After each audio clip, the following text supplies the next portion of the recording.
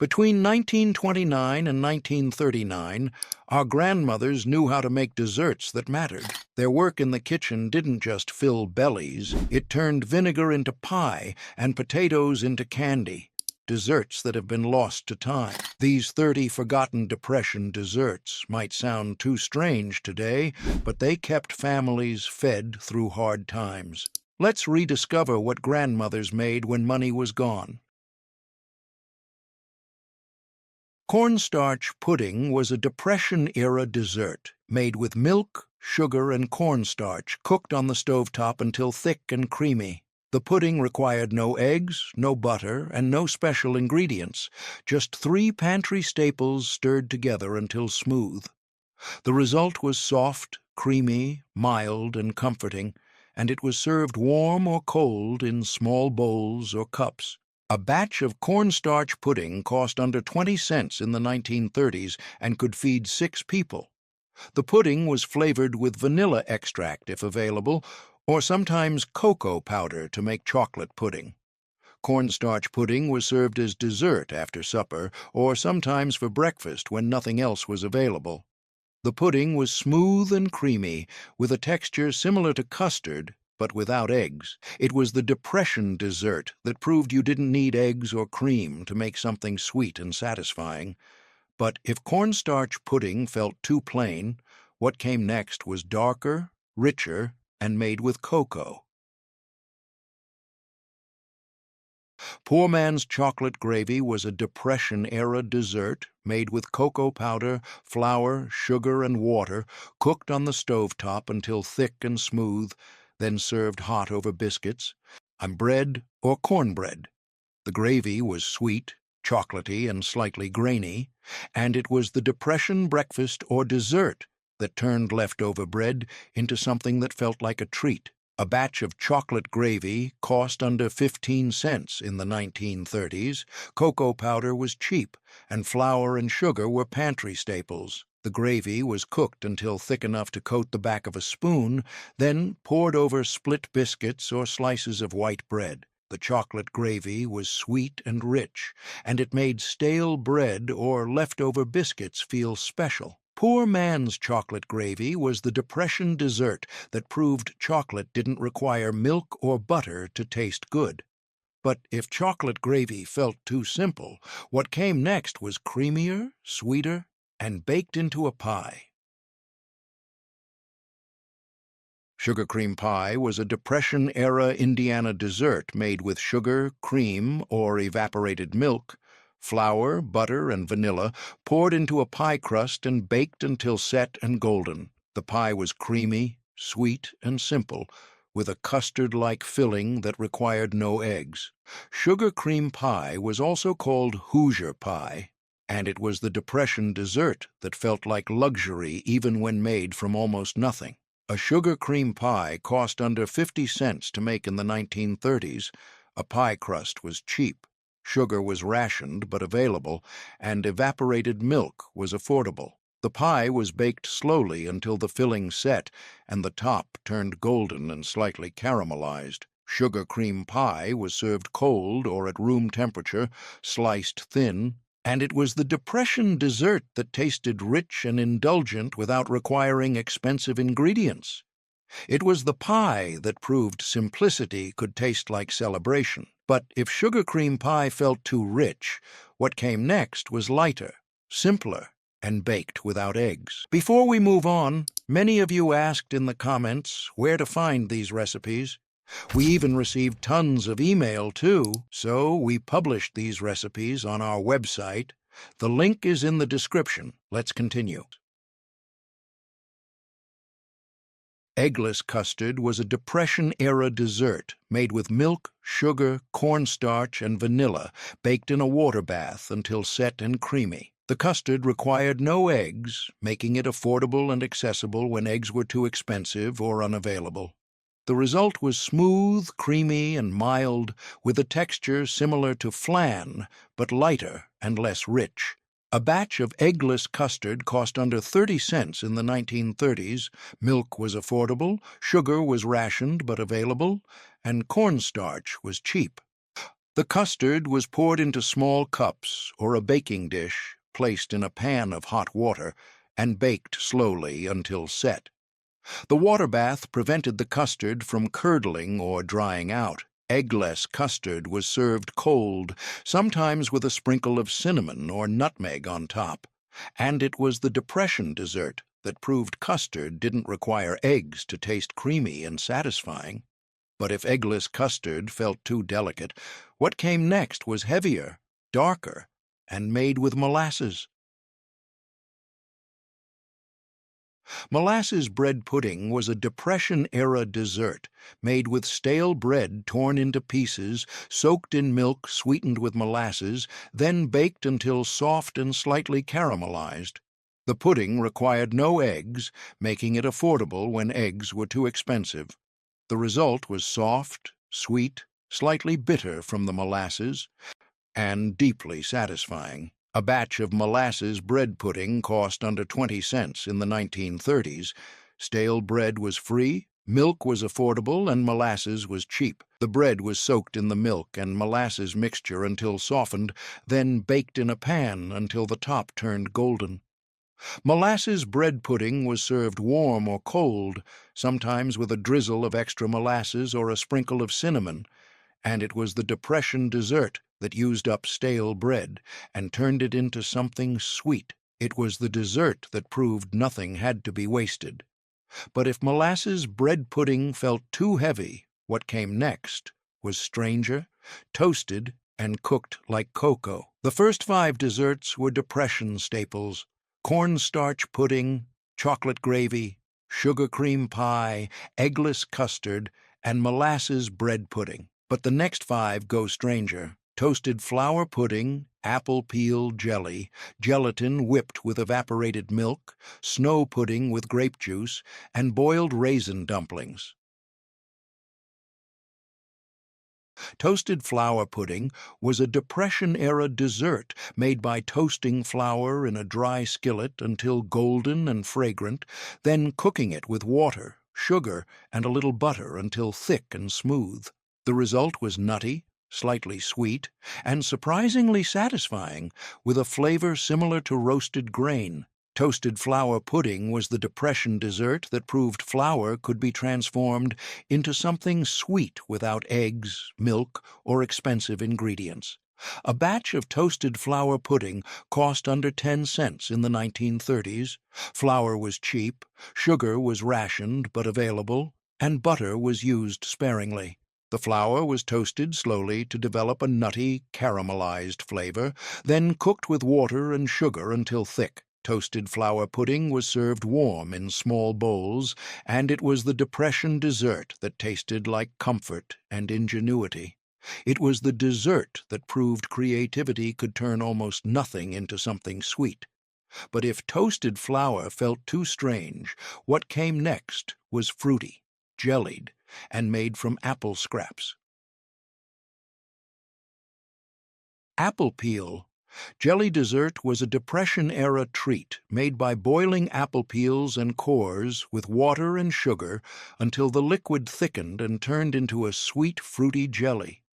The jelly was poured into molds or cups and chilled until set, then served as dessert. The result was sweet, tangy, and fruity, and it was the Depression dessert that used scraps that would have otherwise been thrown away. A batch of apple peel jelly cost almost nothing in the 1930s. Apple peels and cores were free, and sugar was the only expense. The peels and cores were boiled for hours to extract the pectin and flavor, then strained and sweetened. Apple peel jelly was served cold, sometimes with a dollop of whipped evaporated milk on top, and it was the Depression dessert that proved nothing had to be wasted. It was the dessert that turned garbage into sweetness. But if apple peel jelly felt too thin, what came next was fluffier, whipped, and made with gelatin.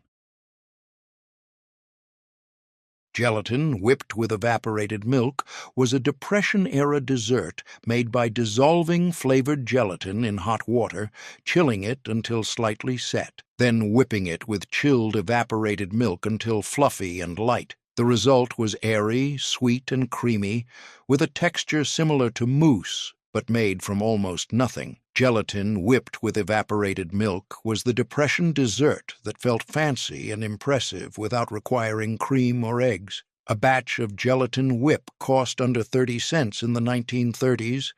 A box of gelatin was cheap, and evaporated milk was affordable.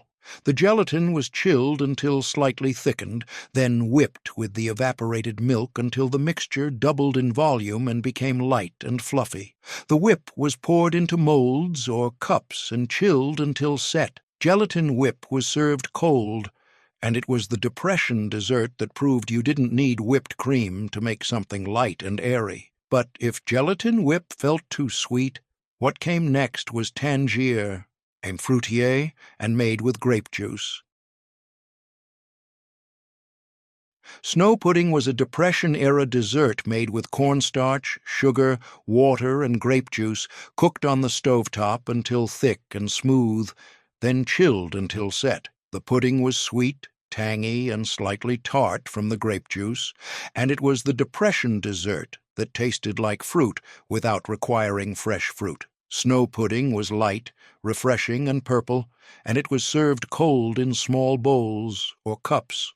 A batch of snow pudding cost under 25 cents in the 1930s. Cornstarch was cheap, grape juice was affordable, and sugar was rationed but available. The cornstarch was cooked with water and sugar until thick, then mixed with grape juice and chilled until set. Snow pudding was smooth and creamy, with a bright, fruity flavor that made it feel special. It was the Depression dessert that proved you didn't need fresh fruit to make something that tasted fruity and refreshing. But if snow pudding felt too light, what came next was heavier, chewier, and boiled with raisins. Boiled raisin dumplings were a Depression-era dessert made with flour, water, a little sugar, and raisins mixed into a dough, then dropped by spoonfuls into boiling water and cooked until tender. The dumplings were served hot with a little molasses or syrup drizzled on top, and they were sweet, chewy, and filling. Boiled raisin dumplings were the Depression dessert that filled stomachs and used up pantry staples. A batch of boiled raisin dumplings cost under 20 cents in the 1930s. Flour was cheap, raisins were affordable, and sugar was rationed but available. The dumplings were simple to make and required no eggs, milk, or butter. They were dropped into boiling water and cooked until they floated to the surface, then drained and served hot. Boiled raisin dumplings were sweet and chewy, and they were the Depression dessert that proved you didn't need an oven to make something sweet and satisfying. But if boiled dumplings felt too plain, what came next was simpler, softer, and served in a bowl with milk. The first 10 desserts were Depression staples: cornstarch pudding, chocolate gravy, sugar cream pie, toasted flour pudding, apple peel jelly, gelatin whip, snow pudding, and boiled raisin dumplings. But the next 10 go deeper: crackers with milk, cornmeal custard, peanut butter fudge, fried dough, maple syrup bread, and more. When families needed something sweet that felt special but cost almost nothing, Jell-O fluff became the solution. A single box of Jell-O cost about 5 cents in the 1930s, and a can of evaporated milk added another 10 cents. Together, they created a dessert that looked fancy enough for Sunday dinner, but required no eggs, no cream, and no fresh milk. The method was simple. Dissolve the Jell-O in hot water. Let it cool until it started to thicken, then beat it with a hand-crank egg beater until it was fluffy and light. Separately, whip the evaporated milk, chilled in the icebox first, until it formed soft peaks. Fold the two together. The result was a soft, airy, mousse-like dessert with a bright color and a sweet, fruity flavor. Some women added a handful of chopped canned fruit if they had it, or a few marshmallows for texture. The fluff was spooned into glass bowls and chilled overnight. It set into something halfway between pudding and whipped cream, light, cold, and satisfying. Children loved it because it tasted like birthday cake without the cake. Adults appreciated it because it stretched a single box of Jell-O into 6 servings. By the 1940s, Jell-O fluff had become a staple at church potlucks and family gatherings, but when fresh cream returned after the war, whipped evaporated milk disappeared from the table. Today, Jell-O fluff is remembered as a Depression-era trick that turned powdered gelatin and canned milk into something that felt like a celebration. When flour and lard were the only things left in the pantry, fried dough became the dessert. A cup of flour cost about 3 cents in the 1930s, and lard was saved from cooking, essentially free. Mix the flour with a pinch of salt, a little baking powder, and enough water to form a soft dough. Roll it out thin, cut it into strips or circles, and fry it in hot lard until golden and puffy. While still warm, roll the pieces in a mixture of sugar and cinnamon, if you had cinnamon. If not, plain sugar worked just as well. The result was crispy on the outside, soft and chewy on the inside, with a sweet coating that melted slightly from the heat. Fried dough was served warm, straight from the stove and eaten with your hands. It tasted like a donut without the yeast, without the eggs, and without the weight. Children ate it as an after-school treat, and mothers served it after supper when there was no pie. Some families called it fry bread, others called it sugar strips, but the idea was the same. Take the cheapest ingredients you had and turn them into something sweet and filling. By the 1940s, fried dough had become a carnival food, sold at fairs and festivals. But during the Depression, it was survival dressed up as dessert. Today, it's remembered as the simplest possible sweet: flour, fat, and sugar, fried until golden, rolled in sweetness, and eaten while it was still warm enough to burn your fingers. When fresh milk was too expensive or unavailable, powdered milk saved the day. A pound of powdered milk cost about 25 cents in the 1930s and could be reconstituted into several quarts of liquid milk. For baked custard, the process was simple. Mix the powdered milk with water. Add a couple of eggs, about 20 cents for a dozen, a spoonful of sugar, and a splash of vanilla if you had it. Pour the mixture into a baking dish or individual custard cups, set them in a pan of water, and bake in a slow oven until the custard was set. Soft, silky, and barely trembling in the center. The texture was smooth and creamy, not quite as rich as custard made with fresh milk, but close enough that most people couldn't tell the difference. The flavor was sweet, mild, and comforting, with a faint vanilla undertone. Some families sprinkled a little nutmeg on top before baking, which gave the custard a warm, spicy aroma. Others served it cold, with a spoonful of canned fruit on the side. Baked custard was especially popular with children and elderly family members because it was soft, easy to eat, and felt nourishing. It was also one of the few Depression-era desserts that required eggs, which made it slightly more expensive but still affordable when eggs were cheap. By the 1940s, custard remained a common dessert, but powdered milk was gradually replaced by fresh milk as the economy improved. Today, baked custard is remembered as a simple, comforting dessert that could be made with almost nothing, just powder, water, eggs, and sugar, baked until barely set. When there was leftover rice from supper, it never went to waste. Rice pudding was the solution, a dessert that cost almost nothing and used what was already cooked. A cup of leftover rice, a cup of milk, reconstituted from powder if fresh wasn't available, a spoonful of sugar, and a handful of raisins if you had them. The rice was stirred into the milk in a saucepan, sweetened with sugar, and simmered slowly until the mixture thickened into a soft, creamy pudding. Some women added a beaten egg to make it richer, but it wasn't necessary. A pinch of cinnamon or nutmeg gave the pudding warmth and depth, and vanilla extract, if the family had it, added a subtle sweetness. The pudding was served warm or cold, depending on the season. In winter, it was spooned into bowls straight from the stove, steaming and fragrant. In summer, it was chilled overnight and eaten cold, thick and creamy.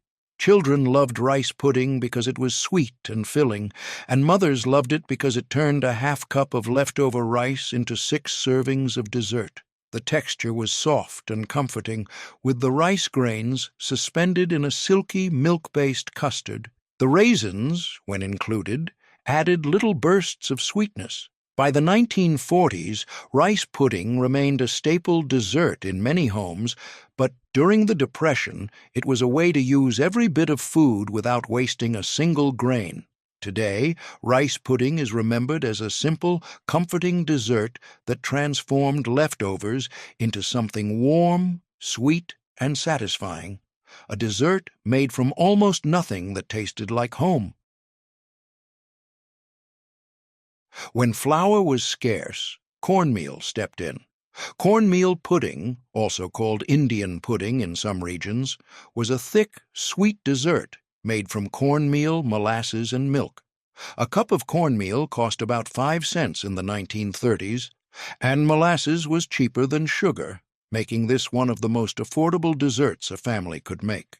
The cornmeal was cooked slowly in milk until it thickened into a porridge-like consistency, then sweetened with molasses and flavored with cinnamon, ginger, or nutmeg. Some women added a spoonful of butter if they had it, which gave the pudding a richer, smoother texture. The mixture was poured into a baking dish and baked slowly in the oven until it set into a dense, cake-like pudding with a dark, caramel-colored surface. The texture was heavy and filling, more like a baked porridge than a light dessert. The flavor was deep, earthy, and sweet, with the molasses providing a rich, slightly bitter undertone that balanced the sweetness. Cornmeal pudding was served warm, often with a drizzle of cream or milk on top if the family could afford it. Children sometimes resisted it because it was so dense and unfamiliar, but adults appreciated it for its staying power. One serving was enough to fill you up for hours. By the 1940s, cornmeal pudding had mostly disappeared from everyday tables, replaced by lighter, sweeter desserts, as sugar and flour became more available. Today, it's remembered as a Depression-era staple that turned cornmeal and molasses into something warm, filling, and unexpectedly satisfying. A dessert that stuck to your ribs and lasted until morning. The first 15 desserts were built from pantry staples: vinegar, water, crackers, Jell-O, and leftover rice. But the next 5 go deeper: vinegar candy, fried donuts in lard, milk toast with sugar, fried apple hand pies, and mock pecan pie made from oatmeal. These were the desserts that required almost nothing. When there was no money for store-bought candy, mothers made it at home with vinegar and sugar. Vinegar candy was a hard candy, like peppermint sticks or lemon drops, but made with ingredients that cost almost nothing. A cup of sugar cost about 5 cents in the 1930s, and vinegar was a pantry staple, often made at home from apple scraps. The process was simple but required careful attention. Combine sugar, vinegar, and a little water in a saucepan and cook it over medium heat without stirring. The mixture would bubble and foam, gradually thickening into a syrup. As it cooked, the vinegar's sharp tang mellowed into a sweet tart flavor. When the syrup reached the hard crack stage, tested by dropping a bit into cold water, it was poured onto a greased plate or buttered marble slab and left to cool. Once hardened, it was broken into shards or cut into squares. The result was a clear, amber-colored candy that tasted surprisingly like lemon drops or butterscotch with a bright, tangy sweetness. The vinegar added a sharpness that mimicked the tartness of citrus, which was too expensive for most families during the Depression. Children loved vinegar candy because it was sweet and lasted a long time in your mouth. Some families added a few drops of vanilla or peppermint extract to flavor it, but plain vinegar candy was the most common. By the 1940s, store-bought candy became affordable again, and vinegar candy disappeared from home kitchens. Today, it's remembered as a Depression-era treat that turned vinegar, a sour, sharp ingredient, into something sweet, hard, and bright. a candy made from almost nothing that tasted like citrus without the fruit. When families wanted something sweet for breakfast or a Sunday treat, donuts fried in lard were the answer. A batch of donuts required basic pantry staples: flour, sugar, a little baking powder, and lard for frying. A pound of lard cost about 15 cents in the 1930s, and most families saved it from cooking pork, making it essentially free. The dough was simple: flour, sugar, a pinch of salt, baking powder, and enough water or milk to hold it together. Some recipes included an egg if the family had them, but it wasn't necessary. The dough was rolled out and cut into rings with a glass or biscuit cutter and fried in hot lard until golden brown and puffy. The donuts came out crispy on the outside, soft and tender on the inside, with a rich, slightly savory flavor from the lard. While still warm, they were rolled in sugar, or cinnamon sugar if the family had cinnamon. Some women glazed them with a simple mixture of powdered sugar and water, but plain sugar was more common. The donuts were eaten warm, straight from the stove, and they filled the kitchen with a sweet, fried smell that made everyone's mouth water. Children ate them for breakfast or as an after-school snack, and mothers served them on Sundays as a special treat. By the 1940s, donuts became a commercial food, sold in bakeries and donut shops. But during the Depression, they were homemade survival: flour, lard, and sugar, fried until golden, rolled in sweetness, and eaten while they were still warm enough to melt the sugar coating. When there was no dessert and no time to bake, milk toast became the solution. It wasn't a traditional dessert, it was more of a comfort food, something warm and sweet that children ate before bed or when they were sick. The ingredients were simple: a slice of day-old bread, a cup of warm milk, a spoonful of sugar, and a sprinkle of cinnamon if you had it. Toast the bread in the oven or over the stove until it was crispy and golden, then place it in a bowl and pour the warm milk over it. The bread would soak up the milk, becoming soft and creamy, like a cross between bread pudding and oatmeal. Sprinkle sugar and cinnamon on top while it was still warm, and the sweetness would melt into the milk. The result was soft, warm, and comforting, with a mild sweetness and a hint of spice. The texture was silky and smooth, with the toast breaking apart into soft pieces as you ate it.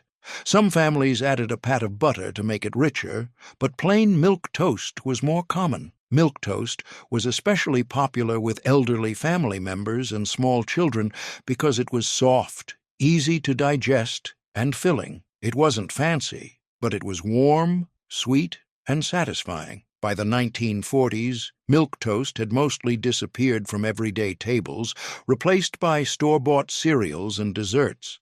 But during the Depression, it was a simple way to use stale bread and turn it into something comforting. Today, milk toast is remembered as a Depression-era dessert that cost almost nothing: just bread, milk, sugar, and cinnamon, soaked until soft and eaten while it was still warm. When fresh fruit was too expensive or out of season, dried apples saved the day. A pound of dried apples cost about 20 cents in the 1930s and could be reconstituted into several cups of cooked fruit. Fried apple hand pies were a portable dessert that could be made with minimal ingredients: dried apples, flour, lard, sugar, and water. The dried apples were simmered in water until they softened and turned into a thick, sweet filling, then sweetened with sugar and flavored with cinnamon or nutmeg. The pie dough was simple: flour, lard, salt, and water, rolled out thin and cut into circles. A spoonful of apple filling was placed in the center of each circle. The dough was folded over and crimped shut, and the pies were fried in hot lard until golden brown and crispy. The result was a small handheld pie with a flaky fried crust and a warm, sweet apple filling. The apples tasted concentrated and intensely sweet, with a soft, almost jam-like texture. The crust was crispy on the outside and tender on the inside, with a rich, savory flavor from the lard. Fried apple hand pies were eaten warm, straight from the stove, and they could be packed into lunch pails or taken to school. Children loved them because they were portable and easy to eat, and mothers loved them because they used dried fruit instead of expensive fresh fruit. By the 1940s, fried pies had become a Southern tradition, but during the Depression, they were survival. Dried apples, flour, lard, and sugar, fried until golden and eaten warm, one sweet portable bite at a time. When pecans were too expensive, oatmeal became the substitute. Mock pecan pie was a Depression-era trick that turned oatmeal into a filling that looked and tasted surprisingly like pecan pie. A cup of oatmeal cost about 5 cents in the 1930s, and the other ingredients, eggs, sugar, corn syrup, or molasses, butter, and vanilla, were pantry staples. The filling was simple.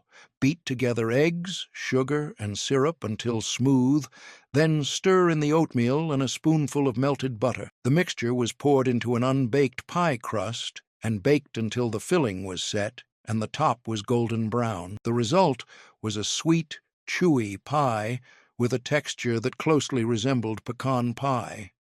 The oatmeal softened in the oven, creating a dense, slightly gooey filling that looked like chopped pecans suspended in syrup. The flavor was rich and sweet, with a caramel-like undertone from the corn syrup or molasses. Some women added a handful of raisins or chopped walnuts if they had them, but plain oatmeal was the most common. The pie was served warm or at room temperature, cut into thin slices because it was so rich and filling. Children couldn't tell the difference between mock pecan pie and the real thing, and adults appreciated it because it cost a fraction of the price. By the 1940s, pecans became more available, and mock pecan pie faded from everyday tables, but during the Depression, it was a clever way to create a holiday-worthy dessert from oatmeal, eggs, and syrup. Today, it's remembered as a Depression-era substitute that proved you didn't need expensive nuts to make something sweet, rich, and satisfying. The first 20 desserts stretched pennies: vinegar, water, crackers, cornmeal, oatmeal, and dried fruit. But the final 10 go into truly creative territory: potato candy, soda cracker pie, prune whip, mock cherry pie, suet pudding, lard cookies, milk skin pudding, Hoover pudding, mock mincemeat, and carrot marmalade. These were the most forgotten. Potato candy sounds impossible. How could mashed potatoes turn into something sweet? But during the Depression, when sugar was cheap and everything else was expensive, potato candy became a practical solution.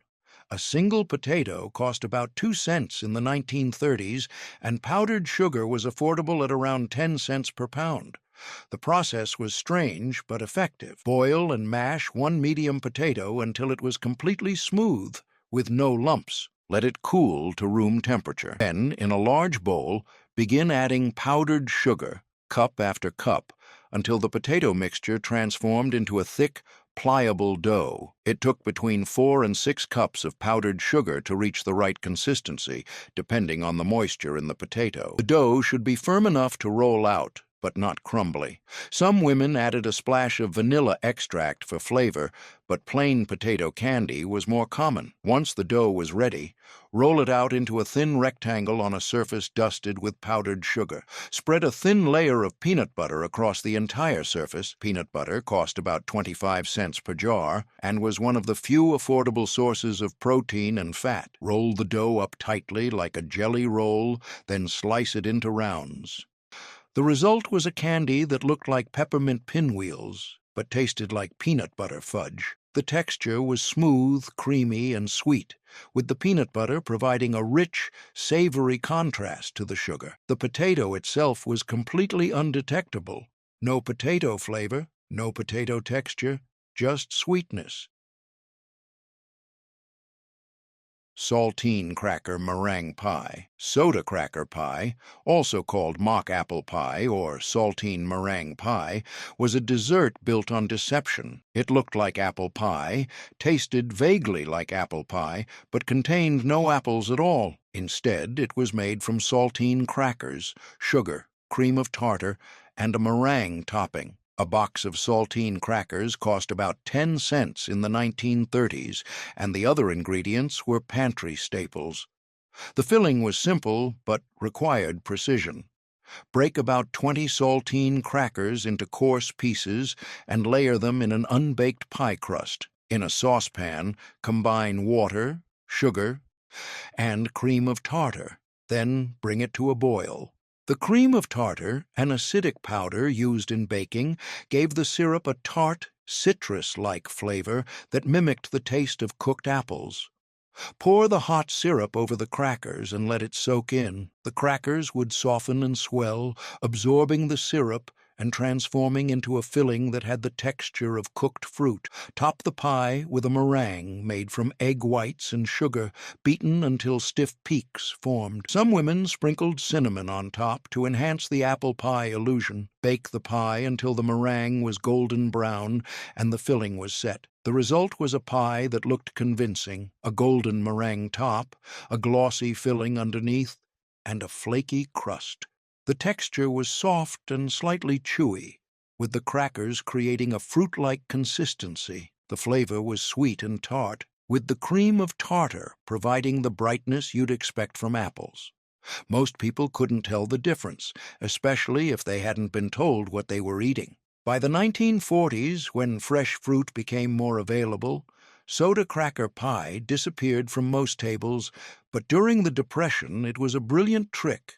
A pie made from crackers, sugar, and tartaric acid that tasted close enough to the real thing that nobody questioned it. And today, soda cracker pie is remembered as one of the most successful Depression-era substitutions, a dessert that proved you didn't need apples to make apple pie, just crackers, syrup, and a little ingenuity.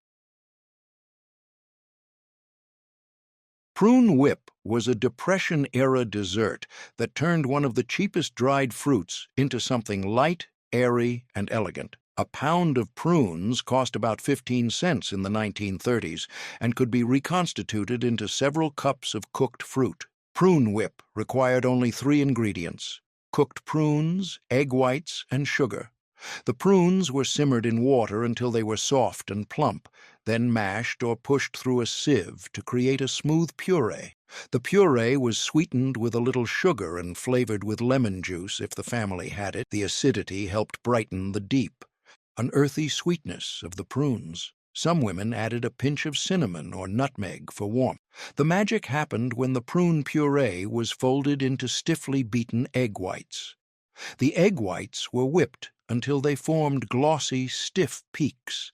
This took several minutes of vigorous beating with a hand-crank egg beater or a wire whisk. The whipped whites were gently folded into the prune puree, creating a light, mousse-like dessert that was pale purple in color and surprisingly airy in texture. The result was a dessert that looked fancy and tasted refined, with a delicate sweetness and a subtle fruitiness. The texture was soft and cloud-like, with the prunes adding body and flavor without weighing it down. Prune whip was spooned into glass bowls or parfait glasses and chilled until firm. It was often served with a dollop of whipped cream on top if the family could afford it, but plain prune whip was more common. Children sometimes resisted it because prunes had a reputation as a medicinal food, something you ate when you were sick or needed help with digestion. But adults appreciated the dessert for its elegance and simplicity. Prune whip was especially popular at church suppers and ladies' luncheons because it looked sophisticated and required no baking. By the 1940s, prune whip had mostly disappeared from everyday tables, replaced by gelatin desserts and store-bought puddings, but during the Depression was a way to turn dried prunes into something light, elegant, and celebratory. Some families made apricot whip or fig whip using the same method, but prune whip was the most common because prunes were the cheapest dried fruit. Today, prune whip is remembered as a Depression-era dessert that elevated a humble ingredient into something airy and refined, proof that you could make something elegant from dried fruit, egg whites, and sugar. A dessert that cost almost nothing but looked like it belonged at a fancy dinner party. When cherries were too expensive or out of season, cranberries became the substitute. Mock cherry pie was a Depression-era trick that used cranberries to mimic the tart sweet flavor and deep red color of cherry pie. A pound of fresh cranberries cost about 15 cents in the 1930s during the fall and winter months, and dried cranberries were even cheaper. The filling was simple. Chop the cranberries coarsely.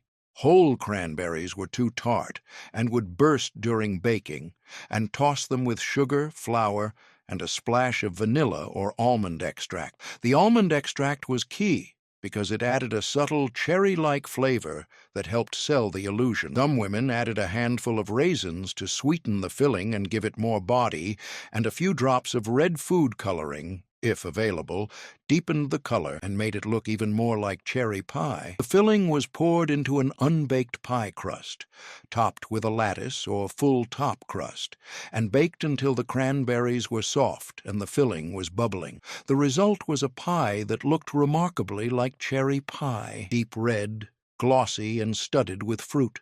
The flavor was tart and sweet, with the cranberries providing a bright, acidic bite that closely resembled sour cherries. The texture was soft and jammy, with the cranberries breaking down slightly during baking but still holding some shape. The almond extract added depth and complexity, and most people couldn't tell the difference unless they were specifically looking for it. Mock cherry pie was especially popular during the winter months when fresh cherries were completely unavailable and canned cherries were too expensive for most families. Cranberries, on the other hand, were plentiful and cheap, especially around Thanksgiving and Christmas. Some families served mock cherry pie at holiday dinners, and guests assumed it was the real thing. By the 1940s, canned cherries became more affordable, and mock cherry pie gradually disappeared. But during the Depression, it was a clever substitution that allowed families to serve a traditional fruit pie without the expense of cherries. Mock cherry pie also appeared in regional variations. Some cooks used wild cranberries or lingonberries, while others substituted red currants or gooseberries. The key was the tartness. Any sour red fruit could stand in for cherries as long as it had the right acidity and color. Today, mock cherry pie is remembered as a Depression-era dessert that proved you didn't need cherries to make cherry pie, just cranberries, sugar, almond extract, and a little creativity. It was a pie built on substitution and ingenuity, a dessert that tasted close enough to the real thing that most people never knew the difference. Sweet pudding was a dense and heavy dessert that came from British tradition but found new life during the American Depression. Suet, the hard fat from around the kidneys of beef or mutton, was often free or nearly free from the butcher, who was happy to get rid of it.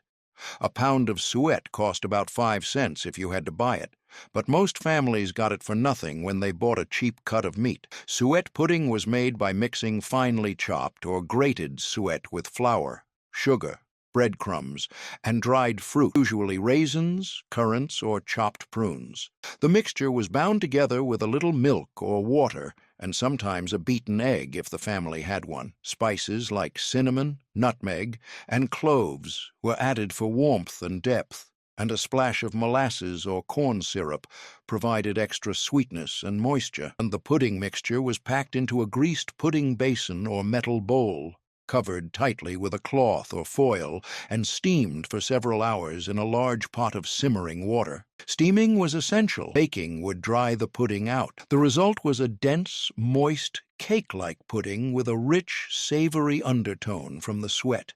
The texture was heavy and filling, almost like a fruitcake, but softer and more pudding-like. The dried fruit added pockets of sweetness, and the spices gave the pudding warmth and complexity. Sweet pudding was served warm, sliced thick, and often topped with a simple sauce made from butter, sugar, and water boiled together, or a drizzle of molasses. The first 25 desserts stretched pennies and imagination. Vinegar, crackers, potatoes, prunes, cranberries, and sweat. The final 5 go into the strangest territory. Lard cookies, milkskin pudding, Hoover pudding, mock mincemeat pie, and carrot marmalade. These were the most forgotten, the most desperate, the desserts nobody serves anymore. When butter was too expensive or unavailable, lard became the substitute for baking. Lard cookies were a Depression-era staple, simple, inexpensive, and surprisingly good. A pound of lard cost about 15 cents in the 1930s, and most families saved it from cooking pork, making it essentially free. The cookie dough was basic: flour, sugar, lard, a pinch of salt, baking powder, and enough milk or water to hold it together. Some recipes included an egg, but it wasn't necessary. The lard was creamed with sugar until light and fluffy, just like butter. Then the dry ingredients were mixed in. The dough was rolled out and cut into shapes with a glass or biscuit cutter, or simply dropped by spoonfuls onto a baking sheet. The cookies were baked until golden brown on the edges and firm in the center. The result was a cookie that looked and tasted remarkably like a sugar cookie, with a tender, crumbly texture and a mild sweetness. The lard gave the cookies a subtle, savory undertone, not unpleasant, just different from butter, and a slightly softer, more delicate crumb. Some women flavored the cookies with vanilla extract, lemon zest, or a sprinkle of cinnamon sugar on top before baking. Others left them plain, which was more common. Cookies were served with coffee or milk, packed into lunch pails, or given to children as an after-school snack. Lard cookies had a practical advantage over butter cookies. They stayed fresh longer. The lard didn't go rancid as quickly as butter, and the cookies remained soft and tender for days. This made them ideal for families who needed to bake in advance or who didn't have reliable refrigeration. Lard cookies were also popular at church bake sales and community gatherings because they were cheap to make and easy to transport. Most people couldn't tell the difference between lard cookies and butter cookies unless they were told. Even then, many preferred the softer, more tender texture of lard cookies. By the 1940s, butter became more affordable. Lard gradually disappeared from cookie recipes, but during the Depression, lard cookies were a practical solution that allowed families to bake without butter. Some women continued making lard cookies through the 1950s and 1960s, especially in rural areas where lard was plentiful and butter was still expensive. Today, lard cookies are remembered as a Depression-era staple, a cookie made from rendered pork fat that tasted surprisingly good and proved that you didn't need butter to make something sweet, tender, and satisfying, a cookie that cost almost nothing and lasted for days. Milkskin pudding was one of the strangest and most frugal Depression-era desserts, a dessert made from something most people would throw away. When milk was heated slowly on the stove, on a thin skin formed on the surface a layer of coagulated milk proteins and fat. Most cooks skimmed it off and discarded it, but during the Depression, nothing was wasted. Thrifty housewives saved the milk skin, collecting it over several days until they had enough to make a pudding. The milk skin was soft, slight. Most cooks skimmed it off and discarded it, but during the Depression, nothing was wasted. Thrifty housewives saved the milk skin, collecting it over several days until they had enough to make a pudding. The milk skin was soft, slightly rubbery, and had a mild, creamy flavor. It was essentially pure milk fat and protein concentrated into a thin membrane. To make milk skin pudding, the collected skins were layered in a baking dish with sugar, a splash of vanilla, and sometimes a handful of raisins or a spoonful of jam between the layers. The flavor was mild and milky, with a subtle sweetness from the sugar and a richness from the concentrated milk fat. The milk skins themselves were barely noticeable once baked. They dissolved into the pudding, creating a smooth, creamy texture with no hint of rubberiness. Milk skin pudding was especially popular in rural areas where families kept their own cows and had access to fresh milk daily. Heating milk was a common practice. It was necessary for making hot cereal, cocoa, or warm milk for drinking, so milk skins were plentiful. Collecting them became second nature for thrifty housewives who kept a small container in the icebox specifically for saving milk skins. Once enough had accumulated, they could be turned into a dessert that cost nothing. No eggs, no flour, no butter, just milk skins, sugar, and flavoring. By the 1940s, a milk skin pudding had disappeared from most kitchens as fresh milk became less expensive and refrigeration improved, reducing the need to heat milk as often. Pasteurized milk, which became more widely available in the 1940s, also produced less milk skin, making the dessert harder to make. Today, milk skin pudding is remembered as one of the most resourceful Depression-era desserts, a pudding made from something most people would discard. It was proof that Depression-era cooks could turn anything into food, even the thin skin that formed on heated milk, transforming it into something soft, sweet, and surprisingly satisfying. A dessert made from nothing, baked into something that tasted like more. Hoover pudding, named bitterly after President Herbert Hoover, who was blamed for the economic collapse, was a thick, dense pudding made from cornmeal and molasses. It was one of the cheapest desserts a family could make. A cup of cornmeal cost about 5 cents in the 1930s, and molasses was cheaper than sugar, usually about 15 cents per jar. The pudding was simple.